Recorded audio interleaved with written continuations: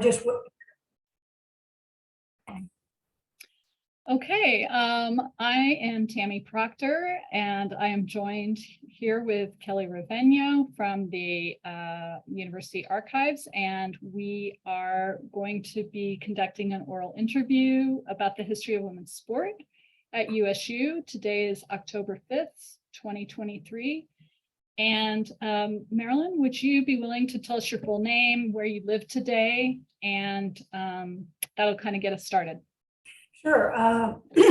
It's Marilyn Weiss. I currently live in Fort Worth, Texas. I was at USU beginning in 1975, and I was there until 79. So that's kind of the short version of where I was and where I am. So great. And can you tell us a little bit about just your own college background, where you did your university degree and what your major was? We've been kind of interested in the majors of some of the student athletes. So okay. Yes, I started my college career out at University of Arlington in University of Texas in Arlington. And I went there for 2 years. I went to then finished up my bachelor's at North Texas State University. Then I worked on my master's at University of Colorado. So that was a kind of a transition from Texas, get myself in Colorado. And my major was undergraduate was physical education, health and recreation. And my master's was Bachelor of Science. I did a lot and with administration. And I also worked 1 year on my doctorate over University of Boulder. So, and there I had a lot of experience and classes in administration, took some psych classes. And then after a year of working my doctorate, I figured I probably didn't really need that going in the direction I was going. So that's kind of my background. So. And you worked at Greeley for a little while, didn't you? Yes. At what is it, University of Northern Colorado? Yes, I was in Greeley. That was my first job after I finished my master's at University of Northern Colorado. And they had a laboratory school. And so right out of college, I took the job at the laboratory school and I taught ages basically K through 12. And I had a really good experience there because I was there 9 years. Then I took a sabbatical and went and worked on my doctorate. But it was a great experience. We had a very supportive principal at that time.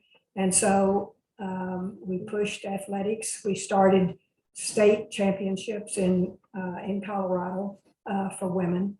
And and we first started in basketball, went to volleyball, and then track and field. So I was in on the very beginning from starting those at a high school level. So I'd experience with that from ground floor up. So that was very valuable, especially when I had someone that was, very supportive. So yeah, I can imagine that was exciting, especially in that period when women's sports was beginning to kind of come into its own. For sure. So when did you start playing sports, and what drew you to physical education, athletics as a major, but then also as a career?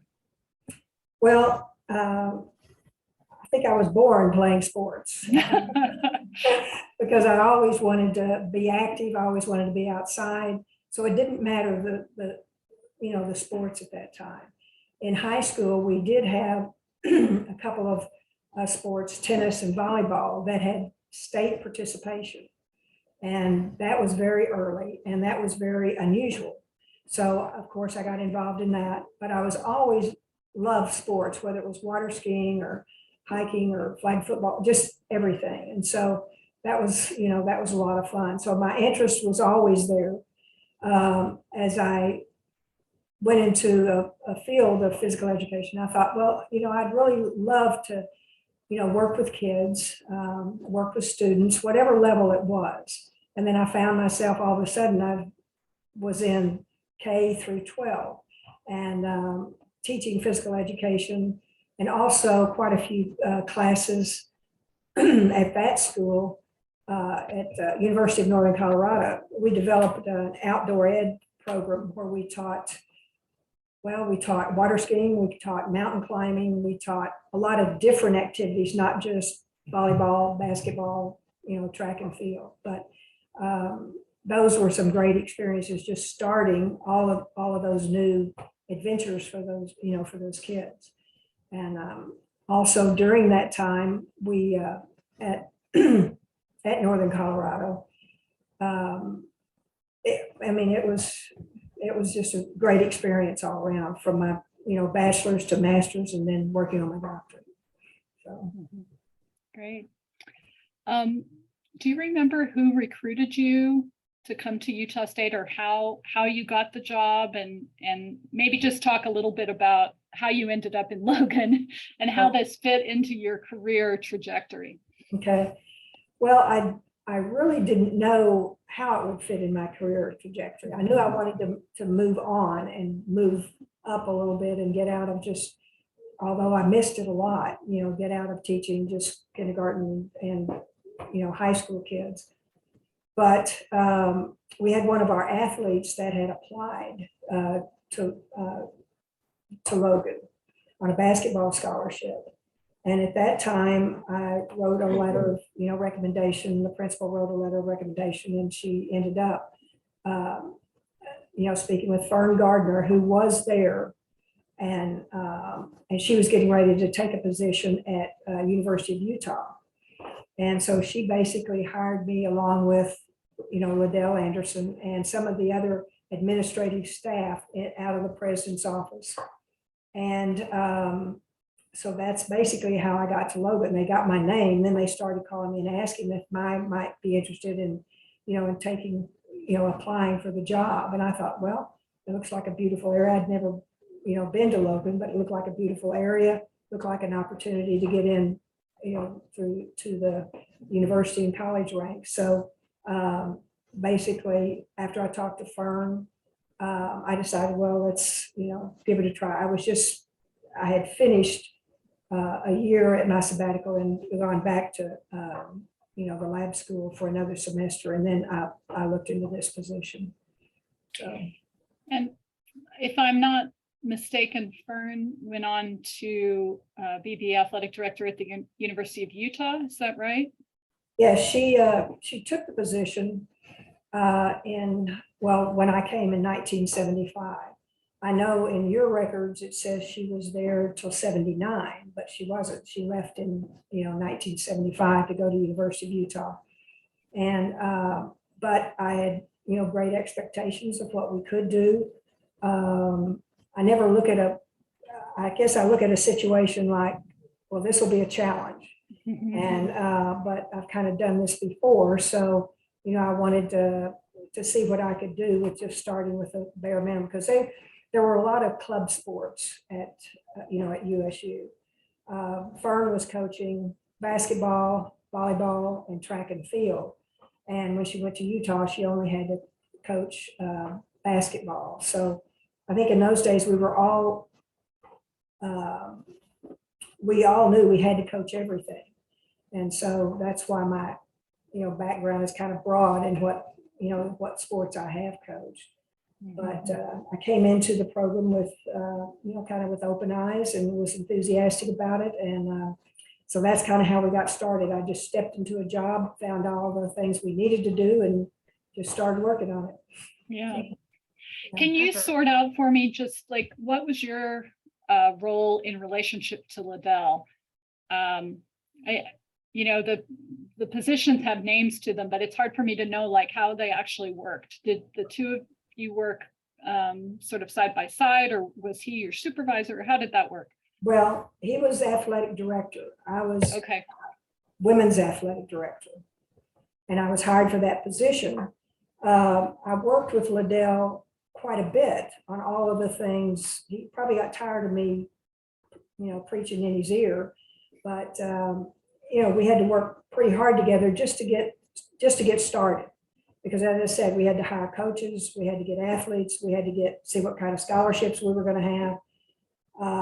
There was a basic program of intramural and club, and Fern had taken the basketball to the level of competing in AIAW. And, but we basically had to start from scratch for a collegiate program.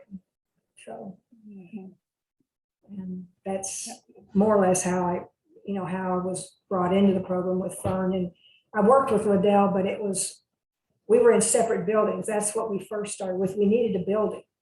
And we talked to them, there was a vacant house, and we talked them in that they were not using. So we talked them into letting us use that as our administrative offices, because we started in the health and physical education building. And so then we moved over to the house that's close to the Spectrum. So that's basically how we got started, just trying to find a place to operate out of with all of our coaches that we had to hire. So the house, I'm just trying to envision, do you know which house it would be, Kelly? Was it one of the old fraternity houses? Was it on the corner? Do you know? I'm just curious. I think it was an old fraternity house that had been vacated, if memory serves. Mm-hmm. It was on the corner. It was a small red brick 1-story building. And it could have been torn down by now. I think it's still there. I think it's the one that's across from the new, we have a new like student rec center, and I think it's across the street, but I'll go take a walk and see when I'm in school next time. Have a look and see if it's still there. But this kind of takes me to a bigger question about how would you describe the atmosphere for women's athletics in the 1970s? Title IX passes early in the 70s, but really a lot of universities didn't get their act together until by the time you came, you were probably part of, getting these things established. So I guess maybe what changed in the 70s? What's the atmosphere like? What are your reflections about that period? Well, even though Title IX was passed, there wasn't a lot happening with it. The universities were trying to come up with a way to fund the women's programs because, they had ultimatums from Title IX that how many sports they were supposed to have, proper funding, and it all came down to money. And because the only revenue sports that were at Utah State at that time were football and basketball. And of course, they didn't want to take any money away from those two sports to help run a women's program. And of course, we didn't have a women's program, so there's where we were, caught in the middle. So we had to first establish that, we needed some funding, we needed scholarships. And so that's basically was our first endeavor, is just getting our feet on the ground and then figuring out what we needed to do next. You had a list that you had to check off. So when you did one thing, you checked it off, and you were always working on a lot of things because a lot needed to be done.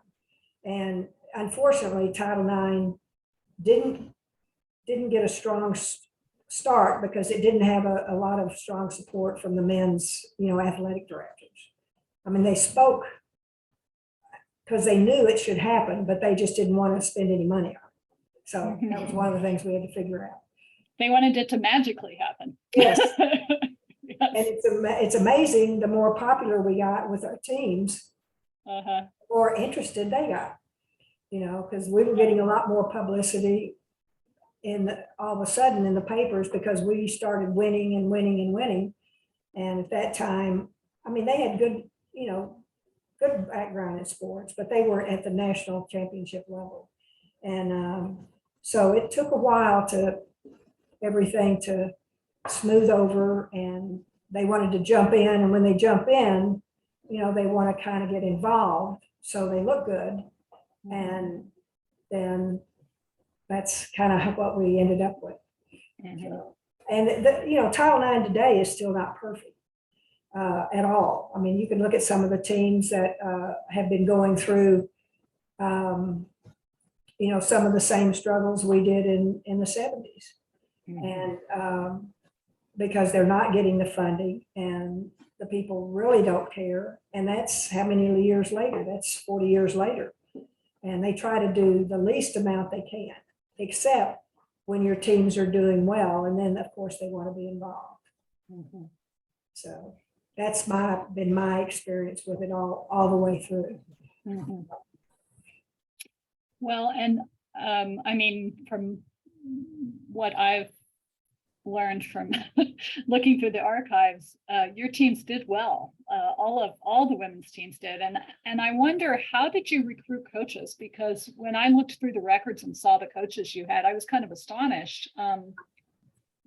So how did you go about that? How did you find these, Olympians and Well, really great coaches, right? yeah. Well, we have to start with, I didn't have a lot of money to hire coaches. And I knew the names, Marilyn McReavy and Mary Jo Peppler.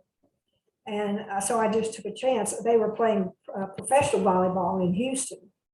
And I took a chance and I just called them out of the blue and decided to just talk to them about what my vision was for Utah State.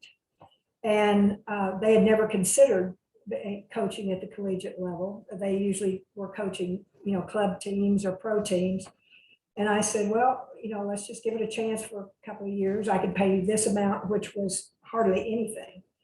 And they said, okay, we'll try it. Once we got coaches with names like that, then we could go after some athletes.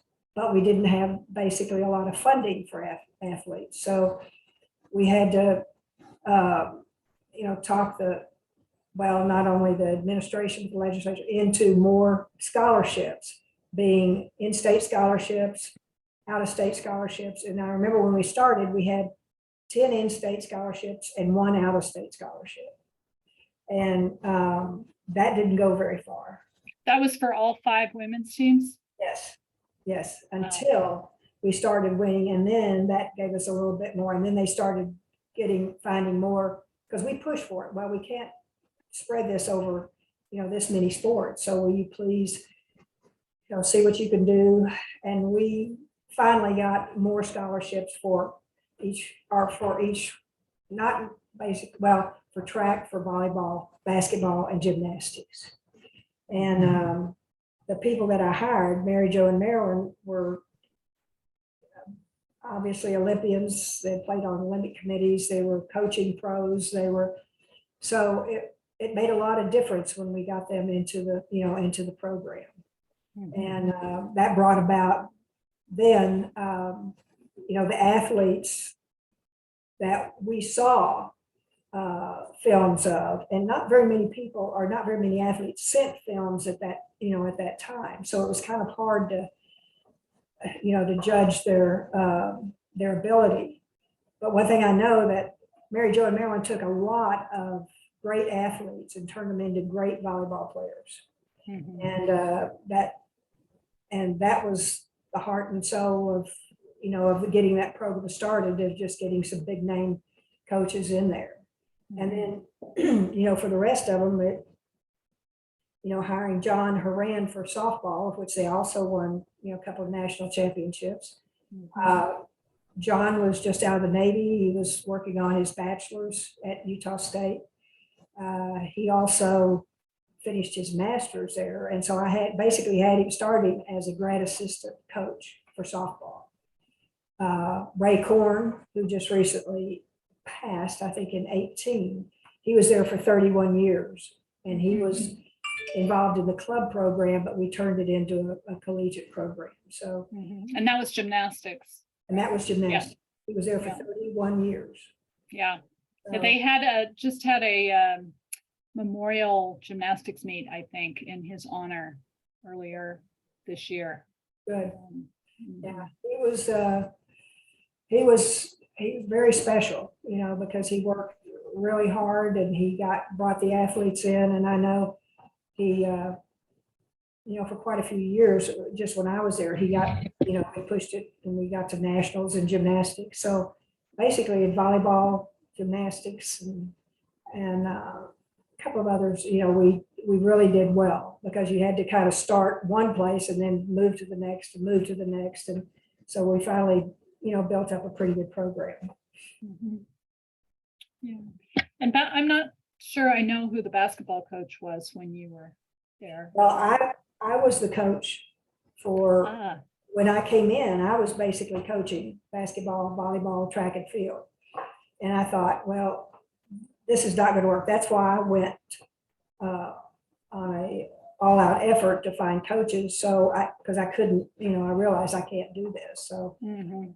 the basketball coach that we had was, well, the first one that we actually brought in was Karen Logan, who was also an Olympian, and she had been playing volleyball with Mary Jo and Marilyn in Houston. And so, but she was a basketball player. And so she started out, she also went to school. She also started out as, more or less a assistant coach. And then she kind of worked into just being a coach. And that's one thing, we really didn't have the luxury of, head coaches, assistant coach for offense, assistant coach for defense, a trainer and all that. Basically, we were doing good just to get a head coach. And a lot of times, like with John Horan, it was a grad assistant. So, but it all worked out. And then he stayed on for quite a few years and, won like 2 national championships. Mhm. So Yeah. it was quite an experience because it was so much different there than, any place else that was then or currently, because all the coaches were very close. All the coaches knew most of the players because we would, get the volleyball players to, maybe run track and field, or we'd get the basketball players to do another sport. And that's how we basically survived in the conference. It's just, we had teams of coaches and players, and there was a great amount of trust. We knew we were doing the best we could. They knew that we were doing the best we could, and fighting every day for them. So it turned out to be a really good experience, I think, hopefully for all the athletes. Mhm. Let's see. Could you tell us a little bit about the uniforms, the logistics, the facilities? What? Because again, you're working with not very much money, right? So how was it to get the things you needed? Some of the former athletes talked about not having access to some of the same things that the male athletes did, at least at first, but that I think almost every one of them said you kept fighting for more and more access. So can you talk a little bit about that? Well, we didn't have access to, athletic dorms, athletic training tables, athletic trainers. We didn't have any of that. So we had to chart our own course on how we can figure out, how to do that. I really don't remember having, a certified athletic trainer on the staff. We eventually did later on, but at the beginning, we didn't have any athletic trainers. We didn't have any, athletic dorms. And we didn't have a training table. So the athletes that were there stayed in the regular dorms. They ate in the dorm, and each coach had their own athletic training protocol. So basically all the coaches work, individually on that. So, and at that point, I mean, I look at the basketball championships today, and you realize, I mean, they have 4 coaches sitting on I mean, it's unbelievable. And, at that time we were basically kind of a family. I mean, if there was a volleyball game, everybody would be out, we'd be putting up the nets. And everybody just, chose to pitch in and do it, because we all were, fairly close, and everybody knew, well, if we help this team out, they're going to help us. And that was true because a lot of the coaches went a lot, to the other events, and they would come to volleyball and they'd see what somebody could do. And so it got everyone excited, even though it was kind of low key at first, it really got to be very exciting. So, and that's what I think we're most proud of. Mm-hmm.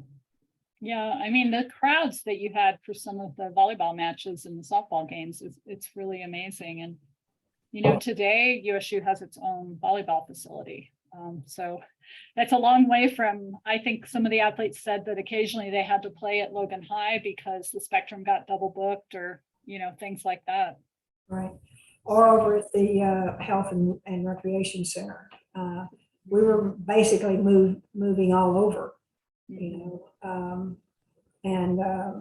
But we pulled it off, finally got to practice a little bit in the other athletic facilities, but that took a while before we were out of the, health and physical education department.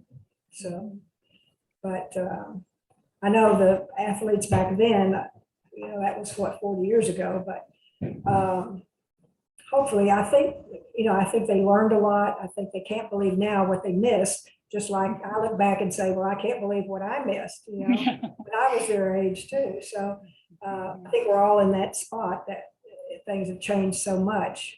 And I think that's what Title IX has done. That has brought a difference in the athletic facilities usage, the training table, and the athletic team, not teams, but athletic trainers. So. Mm-hmm. Yeah. Let's see. I've lost track of my questions here. What was travel like for the teams?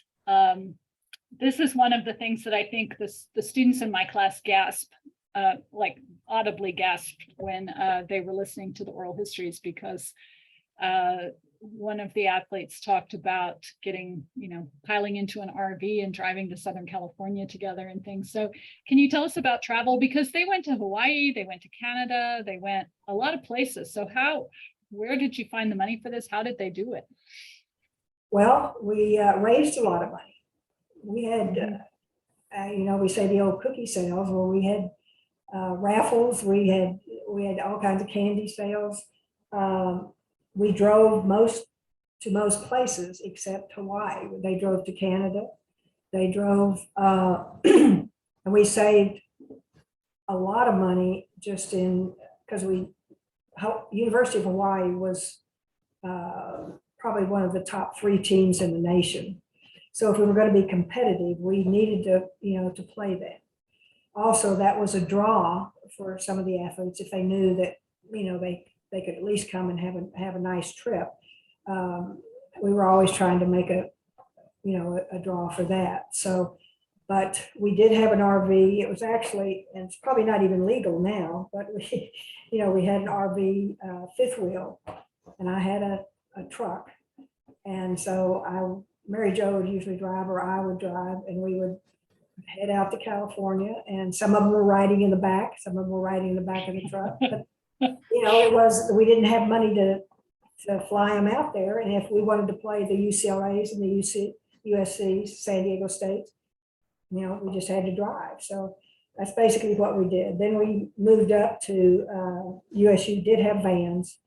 And so we got to use those on occasion. They didn't have a lot of vans, but we finally, I think they probably didn't like me driving an RV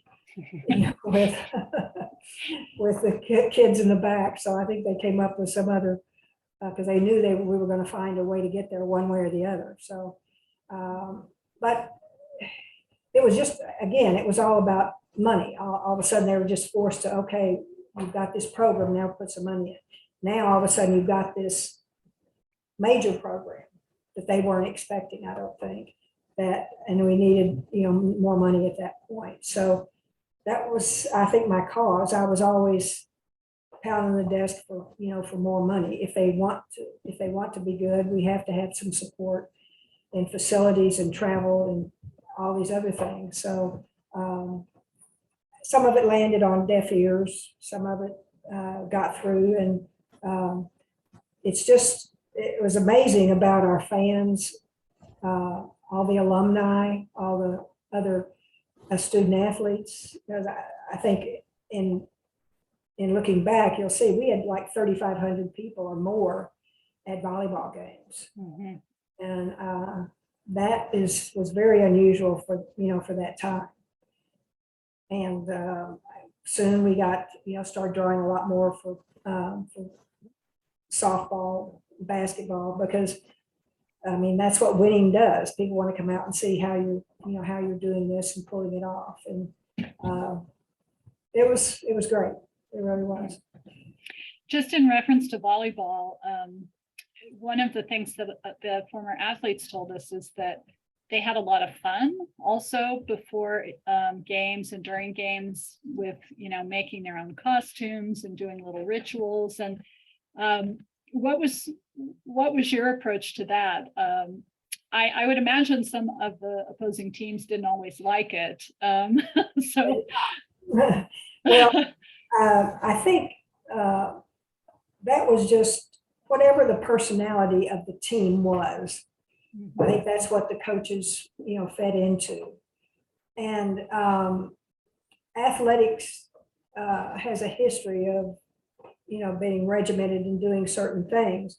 And Mary Jo and Marilyn were not your typical regimented coaches. They got a lot out of their athletes, but they wanted them most of all to enjoy what they were doing and, just to have fun. And so rather than just warming up out on the court, they would have the kids run up the aisles in the, at the Spectrum and just have a good time, running upstairs and shaking hands with them and coming back down. And they would sometimes make their own costumes. Mary Jo and Marilyn did the same thing. They wore, costumes. And I think, excuse me, I think some of the people thought that they were making light of a serious sport, but I think they soon realized when we started winning that maybe this wasn't such a bad idea. It relaxed the students, the student athletes, because it got them involved and it kept them engaged totally. And they got more out of those athletes than it was just unbelievable what they got out of. So, and I think most of them would say they did have fun. Mhm. So that was, I don't think a lot of people could understand. It wasn't that way all the time at all, obviously, but they did try to show some personality. They weren't cocky. They were confident. And that proved invaluable when they were up against some of these, top competitors that were cocky. Some of these schools, just figured they were going to win another national championship because that's what they'd done in the past. And we kind of burst onto the scene and all of a sudden started winning matches. Then we get to nationals and they decided, well, this Utah State University, they're for real. And they started taking notice. So that was also fun. Mhm. Yeah. What about the culture of the university? Can you say a little bit about what it was like at USU in that period and what your relationship was with other administrators and coaches and, just the people you had to work with?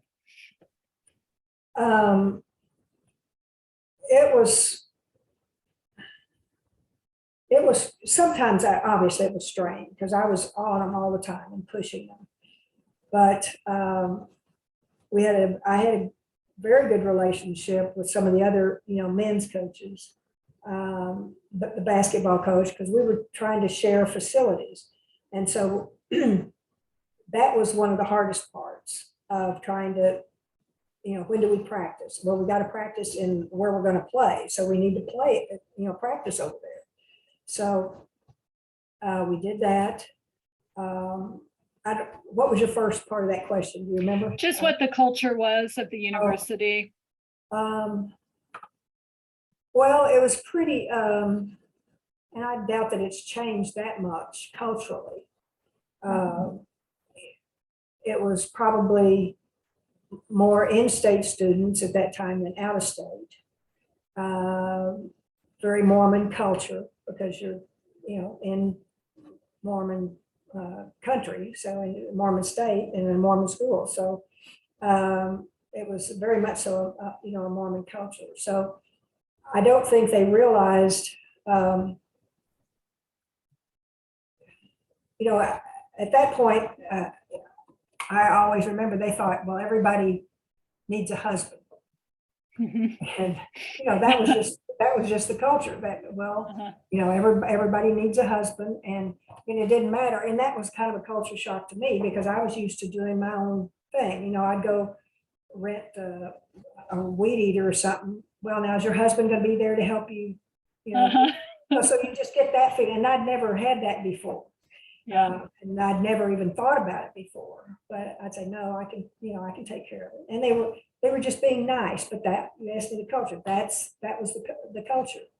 And I think they learned a lot from our program, that women can be excellent athletes and excellent women athletes, and we always stress that to our total program. We want to be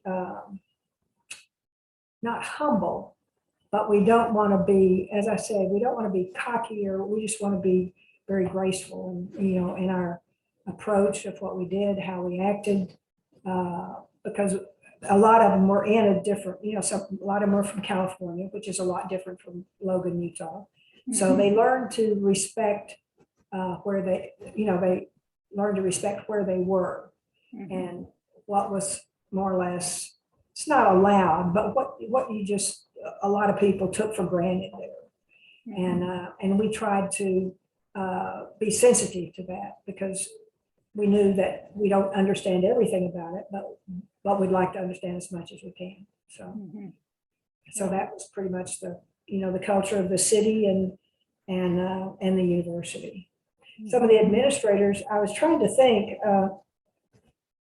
I had a couple of really helpful administrators. Of course, I can't remember the name. I tried to look up, because, but they were very helpful when, if I was running into problems, then I could go talk to them and kind of see what would be the best approach to handle this problem. Because there was always, there wasn't just one problem at a time. You had several problems that you had to deal with. And so I had some sounding boards that were pretty high up, in the university, that also came to the games, and which was very helpful.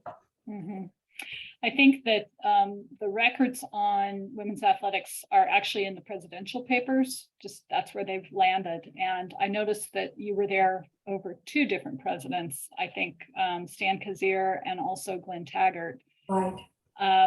So I don't know if there was a difference in terms of their support for athletics or for women's athletics, or were they just kind of not really involved? It may just be accidental that they're in the paper, that's where the papers ended up. Oh, yeah. Well, it's they weren't really involved. If I really needed something, as kind of, I was not opposed to going into Glenn Taggart's office, or I think I basically spoke with him more than Marshall Kaiser. As I said, it's been so far back, it's amazing I remember anything. But as I said, when I got into and needed something that I knew I couldn't get from the athletic department, I did go to the president. And so they were involved when I got them involved. They were not involved if I didn't directly get them, involved. I mean, because they had so many other things on their plate. They knew they needed to do something with Title IX, but they didn't know what and how, who could do it. So, and I figured that's why you hired me. So that's what I'm going to do. That's what I'm going to try to do. So, yeah. And that actually kind of brings us to the question. So in the archives, we found a formal complaint to Title IX about conditions. And then we found the report when the Title IX investigators came and, what they discovered after all of their interviews and visits, and both of which are really interesting. What can you tell us about that in terms of, do you remember what might have initiated that, or Well, whether it changed anything? well, you can probably talk a little bit more about what the replies were as far as Title IX, but I just felt like in '78 that, we had accomplished a lot, but we still were not getting the support that I felt like we should have. I knew it was going to take something to jolt them. And I don't think they ever thought that, I would file a Title IX complaint. And in so doing it, I thought, well, it's not going to help me, but it'll help the student athletes down the road.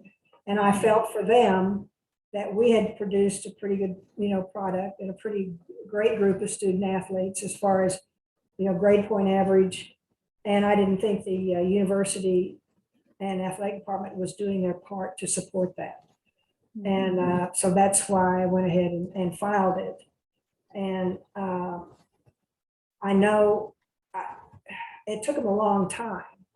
And so maybe you can say what the athletes said about it, if it helped them, or what the, results were. I mean, I could remember a letter, but I don't remember really too much about it that made that much, difference. Cause I left in 79. So. Yeah, I think that there were two sets of reports. So first were written notes in the files from the visit, just kind of the informal report from the investigators. And then the Office of Civil Rights sent a full kind of summary of their visit. And I want to say, I'd have to look back, but I think that was in 1980 or 81. It finally came through. Right.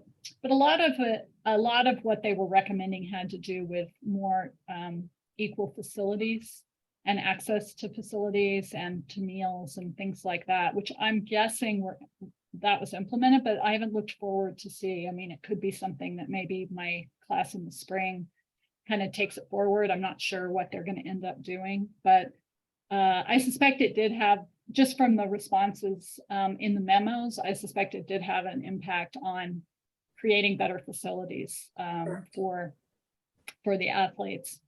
One of the things, though, that I think is problematic, and I'd love to hear what you think about this, is the dissolution of the AIAW. And when NCAA took over, it seems like that actually gutted a lot of the women's sports. And I don't know if that's just me not reading it right, Well, but it looks like when AIAW lost their lawsuit and dissolved and NCAA took over the championships, it really changed the fortunes, at least at USU. And I think you were involved in all this, right, at your next job. So right, I was. And I still kept close in contact with the coaches at USU when I left for Florida. But what I remember is we weren't getting a lot of help with the facilities, with the travel, with that. I mean, we had to just struggle every time we were, trying to do something. I didn't feel like that was fair, because all the women athletes were seeing what the men were getting as far as their training table, and all the, they had coaches with, with assistant coaches. We had grad assistant. I mean, one grad assistant for head coach, and then if we had an assistant, it was also a grad assistant. So it was a struggle. So I just felt that if anything's going to happen, I needed to make it happen. So that's when I went ahead and and filed a complaint. And I had already gone, I think, when we got the major, got the major complaint back. And so hopefully they've taken strides to correct, some of the, but if somebody hasn't stayed on them, I doubt very seriously that that many of the schools will not, unless they're getting a lot of pressure. Mhm. So, What about the issue of NCAA when they took over? You were at Florida, I think, when that happened. How did that change things when AIAW no longer existed? well, I was on the board for AIW, and we fought it just because we didn't want to, we kind of sensed what would happen. Mhm. And we wanted the women to have a great experience.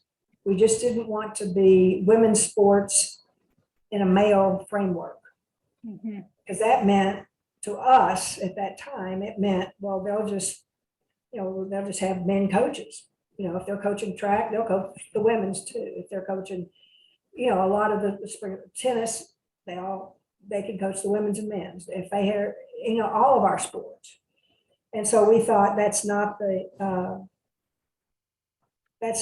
what we wanted for the athletes at that time.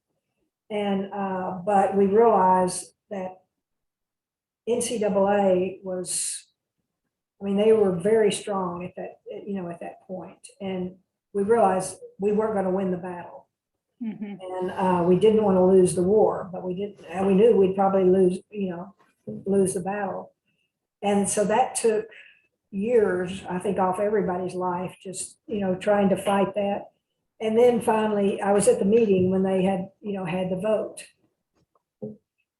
at the last time to incorporate women's programs into an athletic department. And that's why you see a lot of the women now, you'll have women athletic directors, you'll have associate or assistant athletic directors in charge of women's sports, because that meant too that the women's athletic director position would more than likely just fall under the men's athletic director, and you really wouldn't have a lot of say. So and that's basically what happened.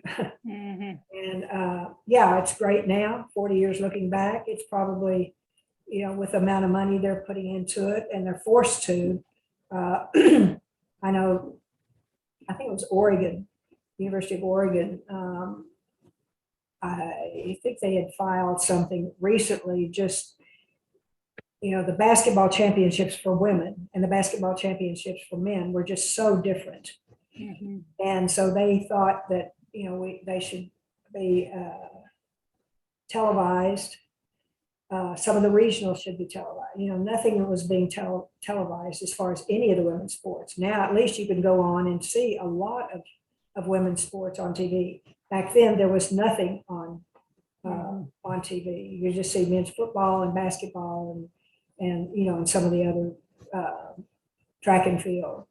But so I think that's how it's changed it. They've had to once they took it over, then they realized, okay, I don't want to look bad, so I better find a way to help. And you ended up having to work with them and figure out what was the best way to not exactly get what you wanted, but just how to approach them and not scuttle the program.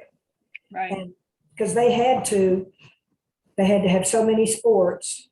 That was one of Title IX's regulations, to have equality. So they had to drop some of the men's sports, which upset a lot of people. And things like, wrestling and some of they had to drop those to make the women's and men's team, comparable about as far as the number of sports that you had. And that took quite a long time. Mhm. And it's still not right yet, if you read some of the background on some of the schools right now. So it just, it worked out in some. Now you have women as athletic directors for over men's and women's sports, Mhm. which has changed the the atmosphere, I think, in a lot of the sports and a lot of the departments. And nobody thought that would happen either. So, but you do have quite a few now at this point in charge of you know, they always say, well, how could a woman run a football program? Mhm. Just like the men that run a football program that have never played football, you know? Right. Yeah, It's very- exactly. It's a very simple answer. Shocking. Yeah, right. And so it just took a while for everybody to have to rethink their position on things, how they could change, what they didn't want to change. And it's just taken a while. Mhm. Still not there yet. Yeah, yeah, it's really interesting to see that shift taking place, you know, just playing out kind of in the archives over the early 80s. But can you talk a little bit about why you left USU and really where it fits in your career, where you went next, and you know, what were you looking for after USU? Well, it was really hard for me to leave, one thing.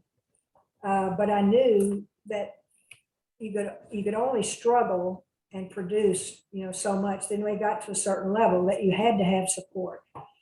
I mainly took the position at Florida because of the amount of money they had put into women's athletics. Mhm. And it had probably $1 million more than USU had. And at that time, that was huge. Yeah, Right now, it's not huge, but right. then it was, you know, huge. And so I thought, well, and they basically had wanted, in the interview, they basically said that they wanted for me to create there what I had done at Utah State. Mhm.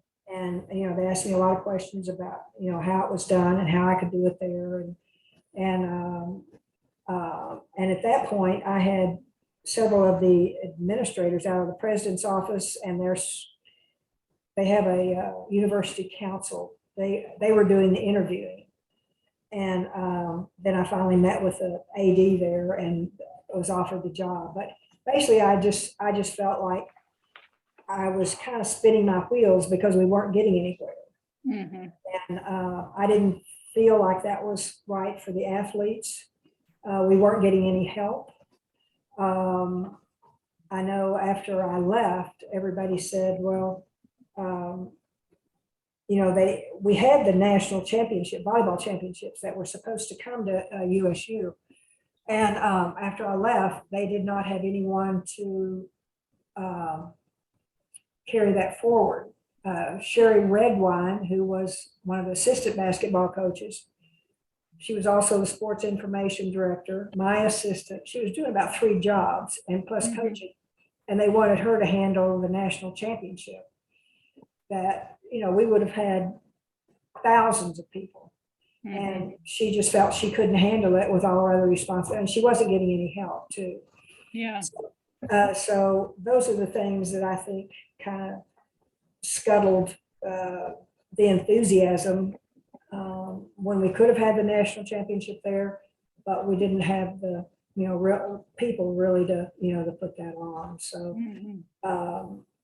but everybody was pushed to their limits, and I felt like I could probably do what I've done in the past for somebody else and with more money and create a better atmosphere.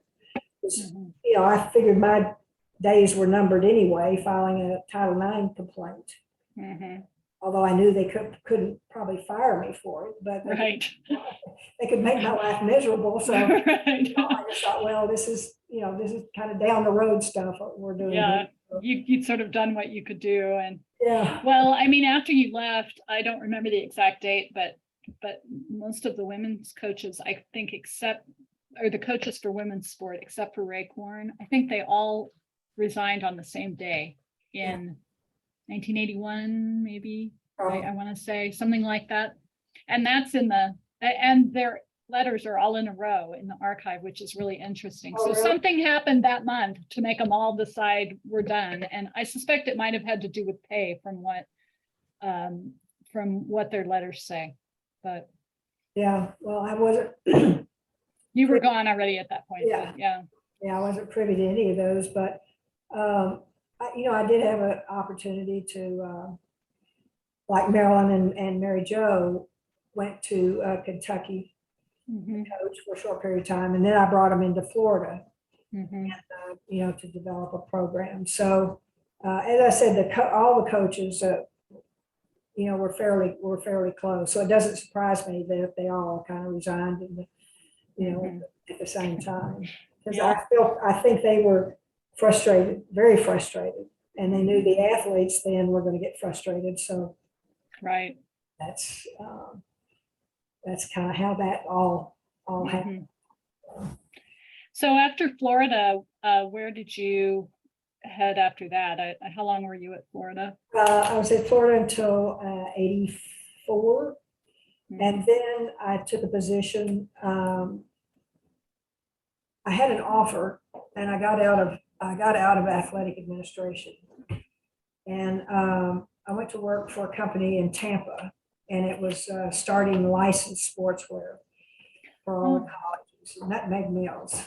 And I thought, well, because I thought, well, if I don't like this, I can always go back and get a position in teaching and our coaching and our administration. But I kind of liked it being out from under a lot of people that were telling me what I couldn't do Mhm. to having free reins on what I could do, Mhm. and the money to do it. So it was a different step in my career. And that was probably one of the best moves that I had made, because it got me out from the university setting, which I was always upsetting people. I didn't like to do that, but to get anything done, you had to, be pretty forceful. And but you felt like, well, there's always somebody that's upset about something you've done, and Right. I didn't like that too much. So anyway, I took this position, was with them, started a line of Nutmeg Mills sportswear. I had to, since I was helped starting it, I was a national sales manager and sales and all that. So I decided to come back to Texas and open some, accounts. I'd opened several in Florida. Then I decided to come back to Texas, where I'm from, and start here. And that's when I opened my own agency, a sports sales rep agency. And so that was kind of my path after that, getting into just business and seeing how much you could grow a business without upsetting everyone. Mhm. Yeah. We really had your finger in a lot of the different pies in terms of athletics in the period, right? Everything from K-12 to university to the sales side. It's kind of fun to be able to move through all those different Right. kinds of approaches. Right. Yeah. It was, and you can see I look back on all of it and just know that it was all a really good experience. You learn so much at each level. And at any of those levels, I didn't know what I didn't know. So I just thought, well, this is what you do. Right.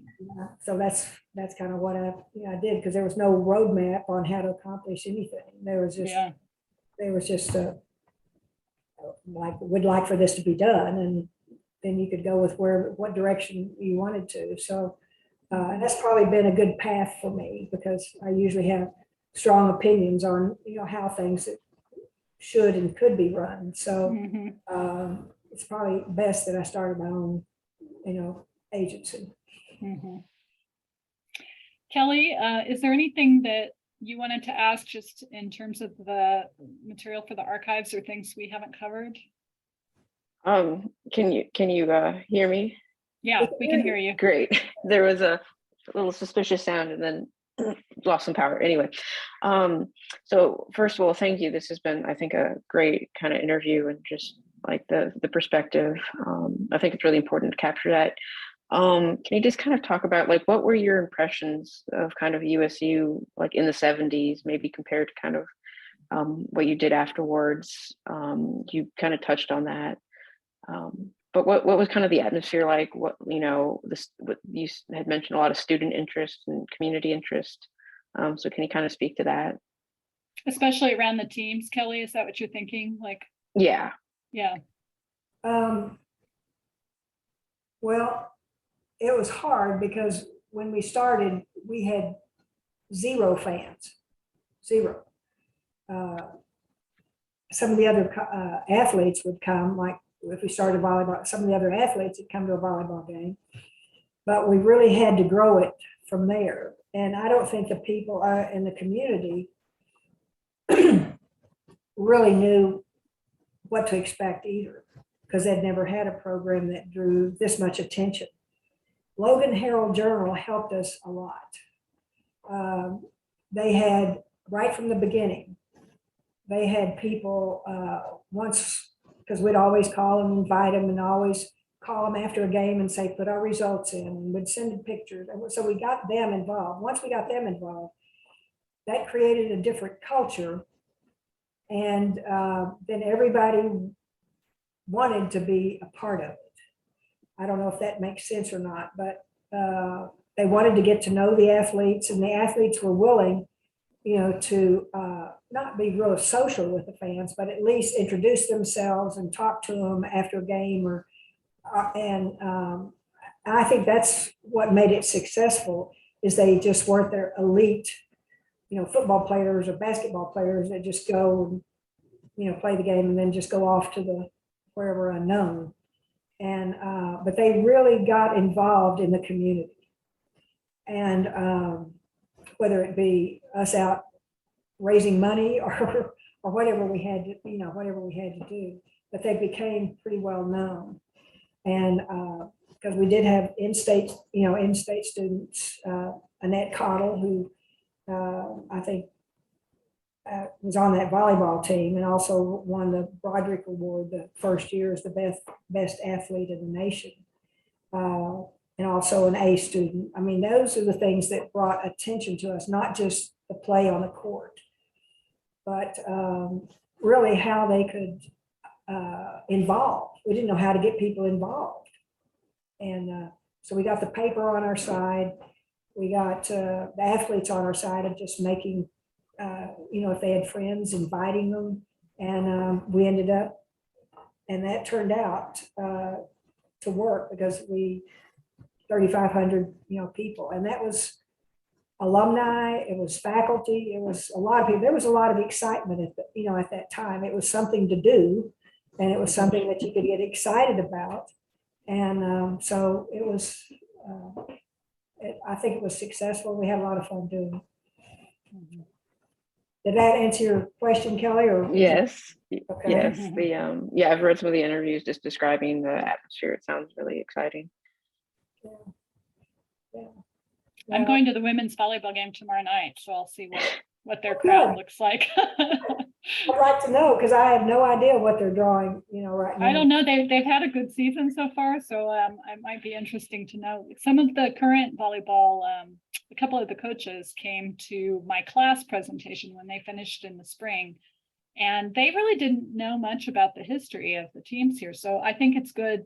Doing this has been good for athletics, because they have a little bit of a sense of the traditions behind what they're doing. Right.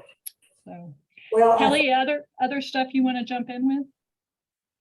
Trying to think. I think can you maybe kind of, I don't know if you can speak to this, but kind of like the lack of any kind of documentation on women's sports. Did you kind of get the impression in the mid 70s that they thought this was kind of like a flash in the pan, like the legislation wasn't gonna like hold up? I know there was some records indicating that they weren't, that Title IX would get kind of maybe like redone. So was there kind of an attitude like they'll do this until they had to, or was there kind of like a growing support for women's athletics after the passage of Title IX at USU? Well, not between 72 and 75. Mm-hmm. When it started, and there really had not been a lot done at USU at all as far as women's athletics. as I said earlier, I think everybody at that time was just figuring out, oh, it's a great idea, but how are we going to fund this? And so that's when they said, well, we're going to have to cut some men's sports to make them equal. And then we could juggle some of the money there. But that, that raised a lot of conflict, obviously, with those athletes and those parents and those coaches. So that wasn't smooth. That part of it wasn't smooth at all. Mhm. And I know USU was trying to do it without cutting a lot, with not cutting any of the men's sports. And I think they were successful at that. And I don't know what the funding is right now, at what level. I know I tried to look at some of the state, budgets, but it didn't show salaries, coaches' salaries, or how many coaches they had, or how many athletes were on scholarship, or what was the budget for the team. It showed an overall budget, but it didn't have it broken down at all. And so it's hard to get a handle on exactly what they're doing and how they're doing it.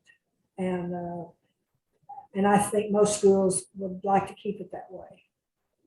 As long as they're kind of in the middle ground, just kind of rocking along, nobody's causing any trouble. I think they're most happy just to do that, to be mediocre and not press for a world-class team, because that costs a lot more money. Mhm. So, as I said, I'd probably like to know a little bit more about, USU's, what they do. I kept up with it for several years, while I was at Florida, and know about softball and some other sports. But recently I've been too involved in all the stuff I was doing to, kind of keep track. But I hope they're doing well. And I guess they have someone that's in charge of women's athletic, but I think she's also an assistant at, working under your new athletic director. So. Mhm. She's a former volleyball player, Amy Crosby, was kind of a standout volleyball player. And but I think some things haven't changed in that she's got a lot on her plate. And it seems like most of the except for probably football, most of the sports, they work hard with, probably not as much staff or as many scholarships as they'd like. A lot of the women's scholarships are still the incremental ones, where they split them up, especially in track, where they'll get a half tuition scholarship kind of thing, and then they can tie it together with an academic one. There's still a lot of, I don't know, seat of the pants, it feels like, but it's way better than it was. But there's still some of this, kind of, it's like a hodgepodge sometimes. Yeah. Well, it's hard being a Division I school and competing with all the other Division I schools. I mean, you can look at some Division I programs will have a budget for football that's bigger than the entire budget, athletic budget for Utah State. Mm-hmm. Yeah. The entire budget. Mm-hmm. Yeah. And so those are the things that you run into. And so you have to make decisions. Okay, what, how do we get better? How do we do it? And so those are they still have the same problems. Mm-hmm. It's just a different level. Yeah, volleyball, volleyball has their own volleyball facility. Mm-hmm.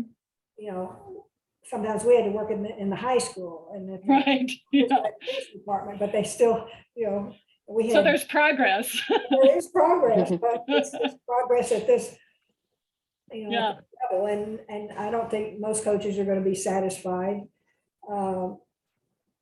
Well, some of them are. I mean, these big schools in the women's sports, they'll have 12 full-ride scholarships. Yeah. In state or out of state. They'll have four coaches sitting on the bench.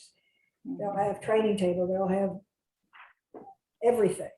Mm-hmm. and that's why they're able to compete at a higher level than a lot of the Division I schools that just do not have the, the facilities or the revenue. Mhm. So it's, I don't know that will change, really. Mhm. Yeah.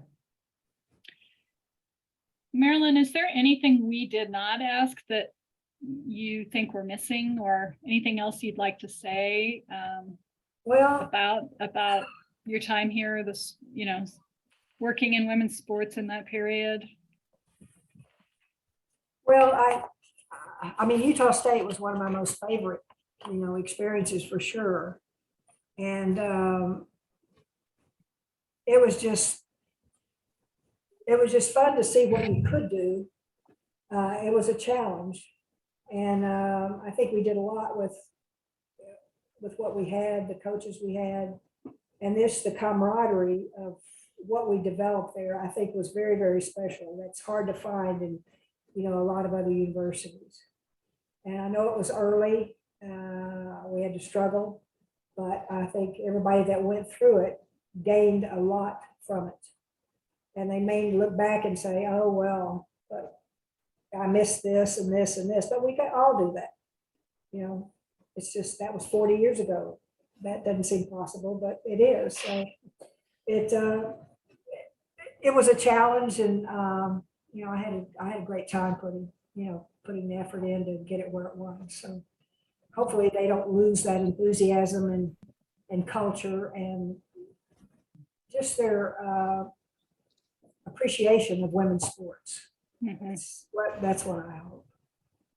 I think all the athletes we talked to, the former athletes, just talked about how much fun it was. Like, it was a lot of work, but it was a lot of fun, and they stay in touch, the ones we spoke to. And it's, I think you did succeed in creating a positive culture for the athletes who were here. And they recognize that it's not, they didn't have the stuff that the athletes have now, but I think they had something they considered maybe as valuable in terms of the sense of being pioneers and working together towards a goal. And that's something that definitely came through in the interviews we did.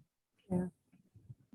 They definitely worked together as a team and as just a unit, and the department worked together to get where we were as far as support and funding, and no one was selfish. Mhm. That's what helped a lot. None of this bickering between coaches because, well, they have more money than I have. And, I think they all had an understanding of what we needed to do and how the best way to get there, and just work hard. And that's basically what we did. I had some good, although they weren't paid as assistants, I had some grad assistants that were really helpful in, pulling a lot of this off. And some assistant coaches, that Dave Rayfield, and a lot of them that, probably didn't stay around to see the fruits of the labor, but it was very valuable experience. I wouldn't trade it for anything. I really wouldn't. And I think a lot of the people who were here when you were women's athletic director ended up populating a lot of the coaching programs in other places, looking at not just the coaches who went from here elsewhere, but some of the players who ended up coaching, or thinking of like Sandy Lynn and, several of the others that ended up coaching for a good number of years at major programs. So there was that legacy too. Yeah, no, it was a great, great group of athletes.